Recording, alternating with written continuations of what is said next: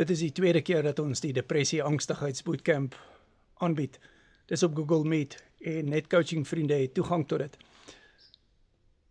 As jy 'n coaching sessie met my doen, kry jy toegang tot bootcamps en jy kry ook 'n PDF wanneer ons die bootcamp aanbied. Dit is vanaand 7:00 en woensdagoggend 10:00. As jy dit al gemis het, dan kan jy dit ook bestel. Dit is so belangrik om jou inflammasie weg te vat. 'n Groot deel van angstigheid en depressie word veroorsaak deur verkeerde eetgewoontes.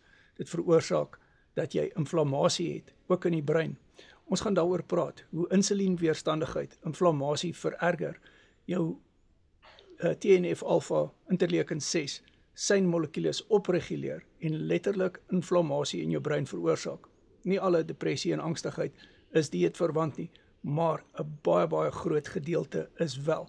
WhatsApp my, doen 'n Carnivore Keto coaching sessie met my, daar's verskillende pakkette, ek coach al vir 6 jaar op die Carnivore dieet.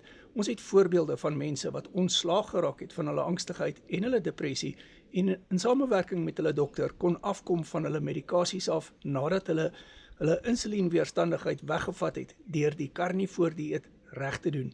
Ons voer onderhoude met mense wat nou al vir die tweede keer in daardie bootcamp gaan sit, omdat hulle al so lank coaching met ons doen, byvoorbeeld 770 dae, wat hulle Carnivore al doen, wat ontslaag geraak het en bevry geword het van hierdie angstigheid en depressie, wat hulle op medikasies gehad het, en dit was absoluut dieetverwant. Stuur hierdie video vir iemand vir wie jy omgee, wat dalk daarmee sukkel. Ek is vandag 7 jaar en 119 dae op die Carnivore dieet. WhatsApp my nommer is in die bio.